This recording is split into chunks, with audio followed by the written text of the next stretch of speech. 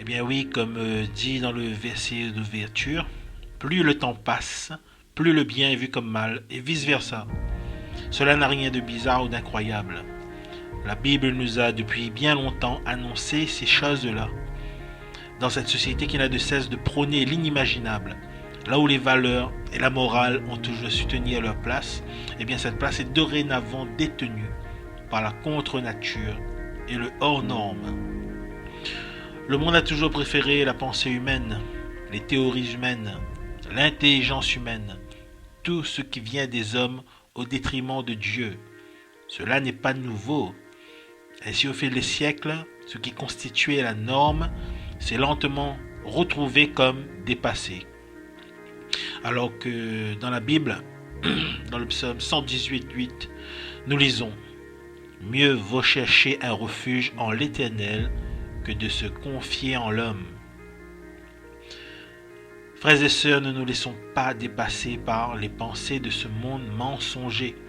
Arrêtons de soutenir des slogans du style « Nous sommes en 2022, les choses ont changé, nous devons changer de la même manière » ou encore « Il faut vivre avec son temps, laissons le passé au passé, tournons-nous vers la modernité, il faut évoluer, etc. » Eh bien, mettons en lumière la parole de Dieu. Elle est notre seul allié dans ce monde qui court à sa perte. Le temps n'a aucun pouvoir sur les volontés de Dieu, car en Proverbe 19:21, la Bible mentionne « Il y a dans le cœur de l'homme beaucoup de projets, mais c'est le dessein de l'Éternel qui s'accomplit. » Alors installez-vous, chers frères et sœurs, auditeurs, et bon visionnage.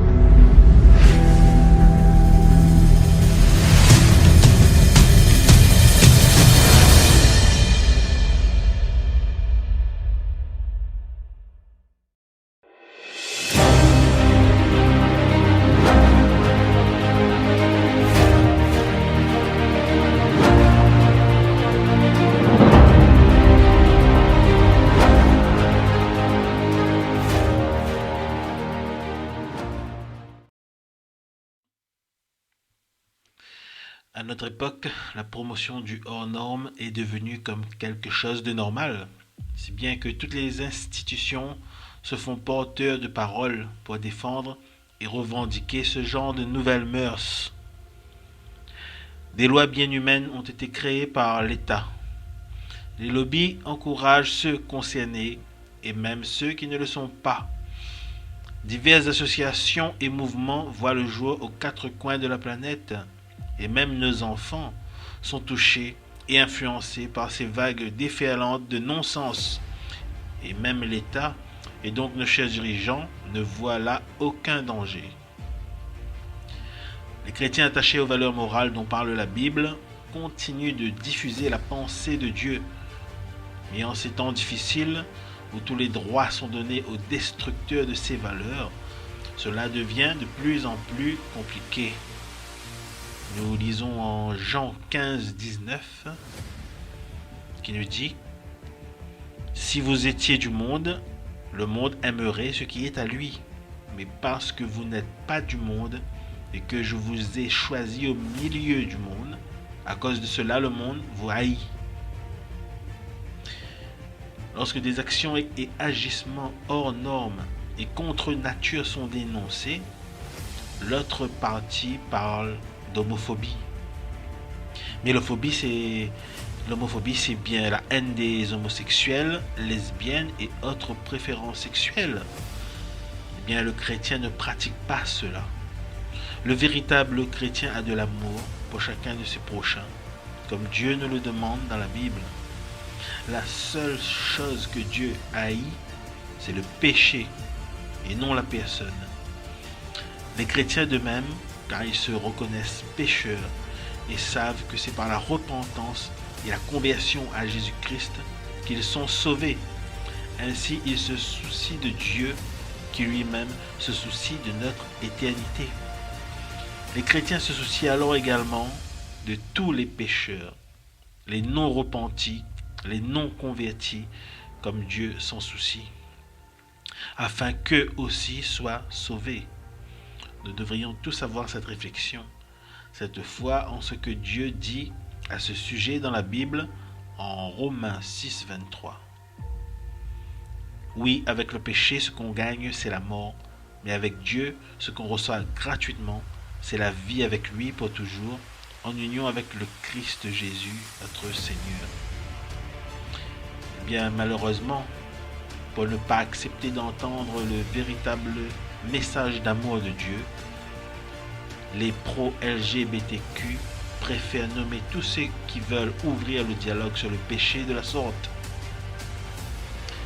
Seul le mariage entre un homme et une femme est reconnu par Dieu. Et seule l'union, toujours entre un homme et une femme, faite au nom de Dieu, est acceptée. Il n'existe pas de mariage en dehors de l'Église. Nous lisons en Matthieu 19, 4, 6.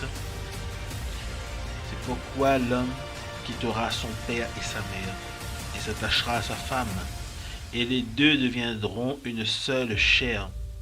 Ainsi ils ne sont plus deux, mais ils sont une seule chair. Que l'homme donc ne sépare pas ce que Dieu a joint.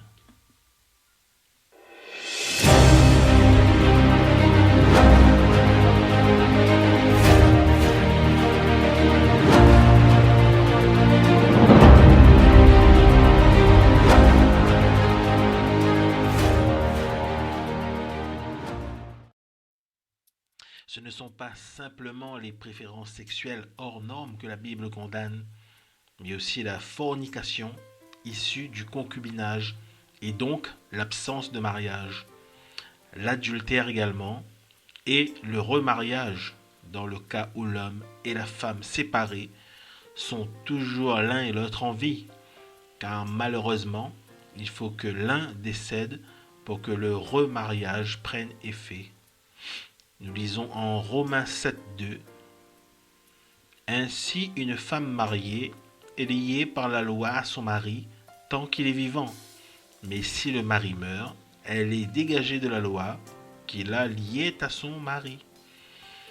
Et également en 1 Corinthiens 7, 39, Dieu nous dit « Une femme est liée aussi longtemps que son mari est vivant. Mais si le mari meurt, elle est libre de se marier à qui elle veut, seulement que ce soit dans le Seigneur. » Comme je le disais plus tôt, pas de mariage hors de l'Église. Alors concernant l'adultère, nous lisons en Romains 7, 3.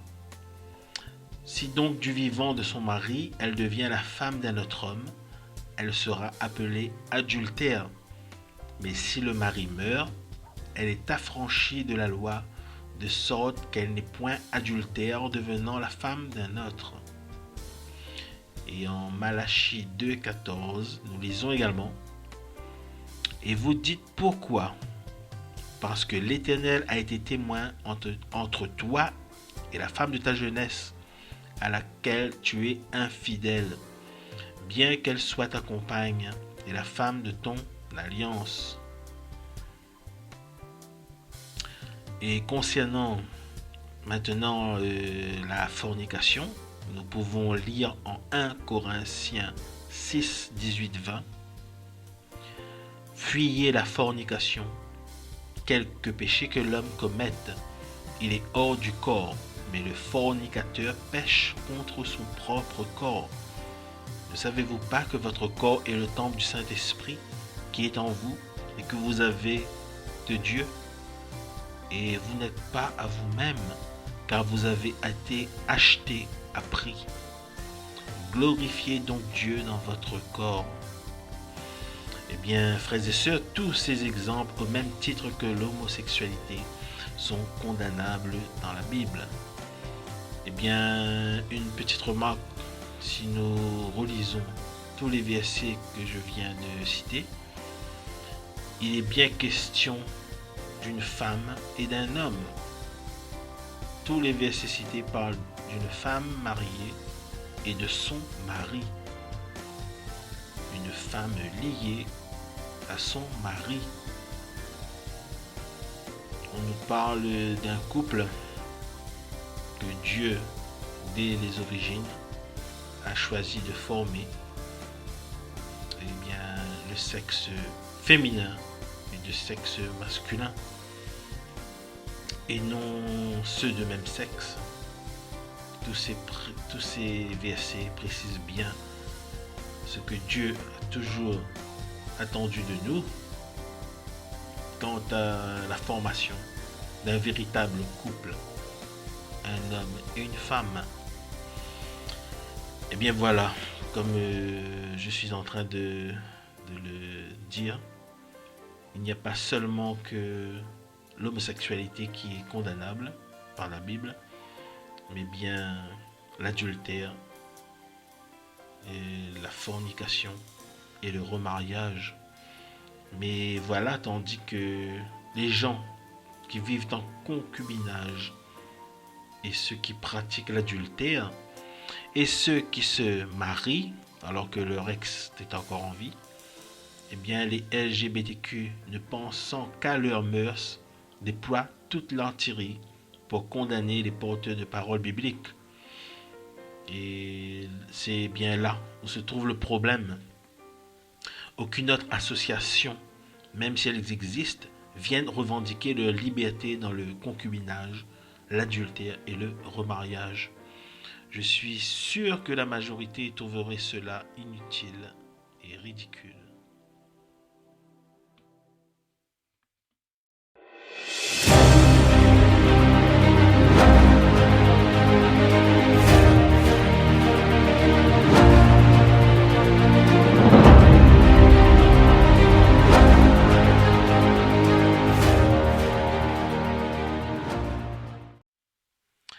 Être traité d'homophobe aujourd'hui n'est pas compris comme une pensée ou un choix, une préférence, mais juste un délit.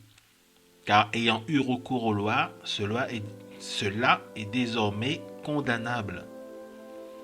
Pourtant, dans les trois autres exemples qui sont également et totalement en contradiction avec la Bible, eh bien, ne pas soutenir, ne pas aimer ou détester l'adultère, la fornication et le remariage sont nullement condamnables. Aucun lobby, pour le coup, n'a eu recours aux lois humaines. D'ailleurs, je pense que ces lobbies n'existent tout simplement pas, ainsi que leurs lois. Je rajouterai un dernier exemple qui tient à cœur tous les vrais chrétiens, au même titre d'avoir créé le mot homophobe. Eh bien, nous aussi, nous avons créé un mot pour désigner tous les anti-chrétiens. C'est le mot christianophobe. Ça résume à avoir la haine pour Dieu, pour Jésus et pour les chrétiens, et ainsi que tout ce qui concerne les ordres, l'Église, la foi et la croyance. Eh bien, voyez-vous, pas un de ces sentiments n'est condamnable.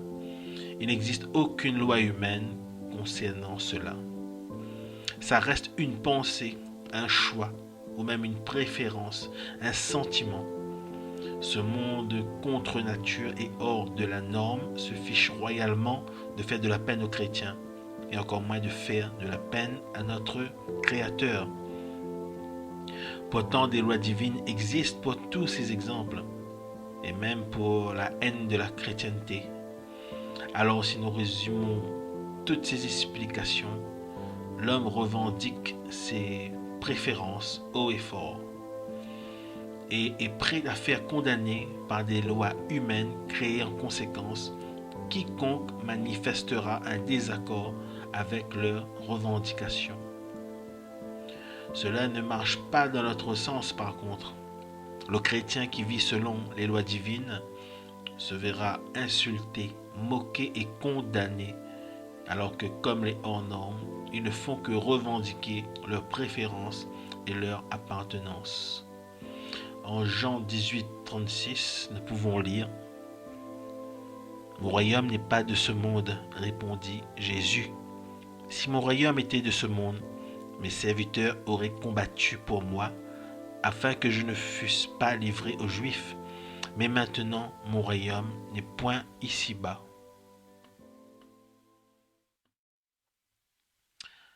Un second constat peut être fait sur le fait que les hors-normes peuvent s'exprimer librement dans tous les lieux, par voie de presse et même dans des émissions ou des séries et films, sans que rien ni personne instaure un interdit. Même pas le CSA pour ce qui concerne le programme télévisuel.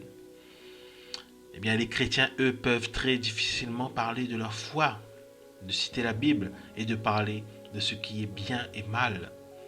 Il existe des émissions, des films sur la chrétienté, mais soyons honnêtes, ceux qui sont diffusés à un taux élevé d'écoute parlent très mal de Dieu, de Jésus et de la Bible en général.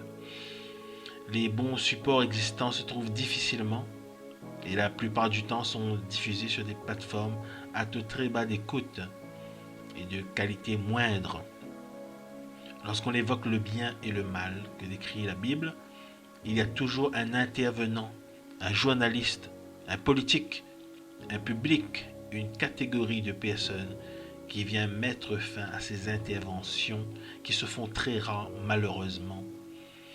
En 2 Corinthiens 4, 3, 4, nous lisons « Si notre évangile est encore voilé, il est voilé pour ceux qui périssent, pour les incrédules dont le Dieu de ce siècle a aveuglé l'intelligence, afin qu'ils ne vissent pas briller la splendeur de l'évangile de la gloire de Christ, qui est l'image de Dieu. » Cela résume parfaitement ce que nous venons de débattre.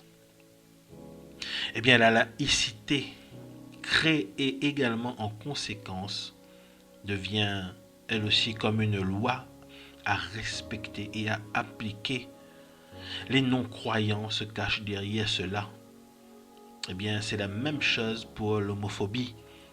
Les LGBTQ se cachent derrière cela. Ces gens pensent que si les lois humaines abondent dans leur sens, les autres qui pensent autrement n'ont pas leur mot à dire. Eh bien, où sont passées les valeurs telles que la liberté d'expression et justement la liberté de choix, la liberté de penser, ne serait-ce. Même dans la Bible, notre choix est libre. Dieu laisse à chacun le libre arbitre. Dans Deutéronome 30, 19, nous lisons « J'en prends aujourd'hui à témoin contre vous le ciel et la terre. J'ai mis devant toi la vie et la mort, la bénédiction et la malédiction. Choisis la vie afin que tu vives, toi et ta postérité. » Vous voyez, Dieu nous laisse le choix, mais il nous dirige bien sûr vers la vie. Car en fin de ce verset, il nous dit choisis la vie. Il ne nous dit pas continue à pratiquer tous ces péchés, tout ce que je condamne, tout ce qui n'est pas bien pour toi et ton éternité. Il nous dit de choisir la vie. Et l'homme, lui, a toujours voulu faire comme il pense, mais il pense mal, justement. Et c'est cela que nous devons tous comprendre.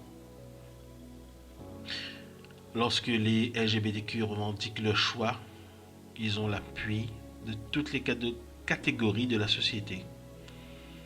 Ils trouvent ça normal. Ils ne pensent pas qu'ils font pression sur ceux qui ne se joignent pas à leur mouvement. Pensent-ils une seule fois que si une grande majorité les soutient, c'est par peur d'être condamnés devant la loi, par crainte d'être évincés de leur communauté, d'être dénoncés, de subir des attaques et injures? Non, malheureusement, ces gens-là ne pensent qu'à eux et se foutent des représailles qu'inflige la loi à ceux qui pensent et croient autrement qu'eux. C'est navrant d'en arriver là, mais c'est bien la réalité des choses. Je le redis, la liberté d'expression ainsi que la liberté de penser ont été emprisonnées pour le bien-être de la communauté LGBTQ.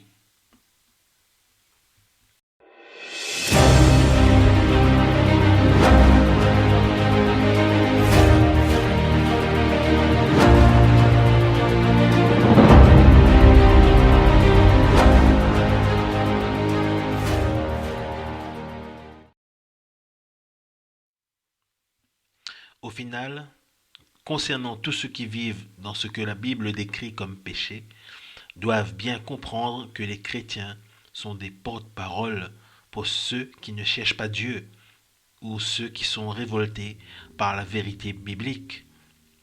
Ce message est que quoi que nous fassions, nous sommes tous, sans exception, pécheurs.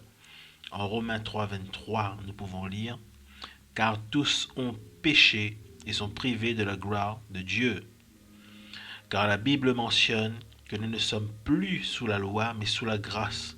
Cela veut dire que nous ne serons plus jugés sous la loi, car aucun homme, ainsi que le relate l'Ancien Testament, n'a su appliquer toutes les lois. Cela est impossible, car à cause du péché originel d'Adam et Ève, nous sommes tous, sans exception, coupables.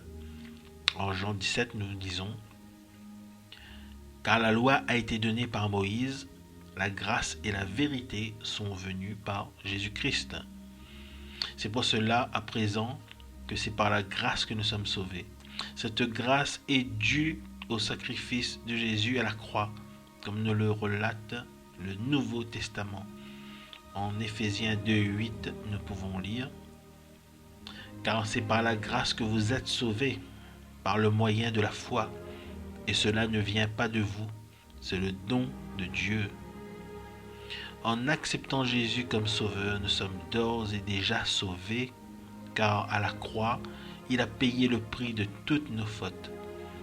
Cependant, et voilà où la plupart des incroyants ne sont pas d'accord, ce n'est pas parce que nous ne sommes plus soumis à la loi que nous avons la certitude d'être sauvés, que nous devons continuer de pécher. En Jean 3,16, il nous est bien dit « Car Dieu a tant aimé le monde qu'il a donné son Fils unique, afin que quiconque croit en lui ne périsse point, mais qu'il ait la vie éternelle. » Jésus a bien dit à la femme adultère « Tes péchés te sont pardonnés, va et ne pêche plus. » En Jean 8, 11. Cela veut bien dire de ne plus recommencer ou de continuer à pécher. C'est donc pour cela que des péchés tels que l'homosexualité, la fornication, l'adultère et le remariage doivent être dénoncés afin que les personnes les commettant soient sauvées elles aussi. Ainsi, il faut arrêter de prendre les chrétiens pour des sectaires, des propagandistes et des complotistes. Le véritable chrétien a de l'amour pour son prochain, et comme il connaît les conditions du salut, il n'a de cesse de propager la bonne nouvelle, l'évangile, tant qu'il le pourra. En Hébreux 13:1, nous lisons « Persévérer dans l'amour fraternel ». Alors nous écoutons seulement ce que Dieu nous demande, et avec notre foi en Jésus-Christ, eh bien, nous devons annoncer à nos frères qui sont dans des péchés et qu'à leur mort ils ne seront malheureusement pas sauvés s'ils n'ont pas rencontré Jésus-Christ et abandonné une fois pour toutes tous leurs péchés. De plus, un converti à son tour continue de propager le message de l'Évangile. C'est ce que nous formons tous ensemble, l'Église du Christ. Nous sommes son corps. En Romains 12:5, il nous est dit « Ainsi, nous qui sommes plusieurs, nous formons un seul corps en Christ, et nous sommes tous membres les uns des autres. » Ceux qui soutiennent toutes ces personnes avec les péchés tels que nous venons d'en parler sont en réalité sans amour pour elles. car ils ne pensent qu'à leur présent. En Philippiens 2,4, nous lisons que chacun de vous, au lieu de considérer ses propres intérêts, considère aussi ceux des autres. Cela veut bien dire que si toi tu as été sauvé, tu as rencontré Jésus-Christ, eh bien il faut continuer à divulguer la parole, à continuer d'approcher tes frères qui sont toujours dans le péché comme toi tu l'as été, aller vers eux, de tendre la main de Jésus pour qu'ils sortent de leur péché, de leur souffrance, de leur condamnation qui plane sur leur tête. Oui, ne restons plus bouche cousue, muets face à ce genre de choses qui se passent autour de nous, que nous voyons tous les jours dans le monde, toutes ces injustices. Nous chrétiens, nous pensons donc au présent de nos frères qui pêchent ainsi, mais aussi et surtout à leur éternité. En 1 Jean 5, 11, 12, la Bible nous dit: et voici ce témoignage, c'est que Dieu nous a donné la vie éternelle et que cette vie est dans son Fils. Celui qui a le Fils a la vie, celui qui n'a pas le Fils de Dieu n'a pas la vie. Oui, frères et sœurs, ces paroles ne sont pas à prendre à la légère. Dieu n'a de cesse de nous répéter, de nous informer pour que nous puissions accepter Jésus dans notre vie, dès à présent. La Bible dit que si nous vivons dans le péché, nous ne pourrons pas entrer au paradis et rencontrer Dieu. En 1 Corinthiens 6, 9, 10, nous pouvons lire: ne savez-vous pas que les injustes n'hériteront point le royaume de Dieu? Ne vous y trompez pas, ni les impudiques, ni les idolâtres, ni les adultères, ni les efféminés, ni les infâmes, ni les voleurs, ni les cupides, ni les ivrognes, ni les outrageux, ni les ravisseurs n'hériteront le royaume de Dieu. Nous serons tous ressuscités, mais les chrétiens obtiendront la vie éternelle au paradis et les autres obtiendront le châtiment éternel en enfer. En Matthieu 25, 46, nous pouvons lire: et ceux-ci iront au châtiment éternel, mais les justes à la vie éternelle. Eh bien voilà, chers frères et sœurs, plus que jamais, le message biblique est limpide. Mais le monde, et donc le diable, sera toujours à l'opposé de la parole de Dieu. Si seulement chacun de nous pouvait prendre un temps pour écouter ce que la Bible nous annonce depuis tellement longtemps, eh bien nous serions tous sauvés à coup sûr. Et Jésus serait déjà de retour, comme l'annonce le Nouveau Testament. Mais voilà, cela ne peut se faire dans la simplicité.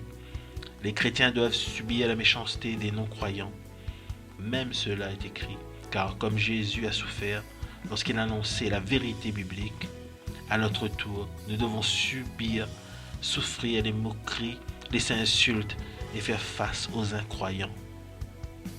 Mais ne vous y trompez pas, ce que Dieu a déclaré dans sa parole, il l'accomplira, que le monde soit d'accord avec elle ou pas. Eh bien, chers frères et sœurs, soyez abondamment bénis dans le nom de Jésus-Christ pour la gloire de Dieu dans le Saint-Esprit. Amen. Alléluia. Et merci d'avoir visionné cette vidéo. À la prochaine.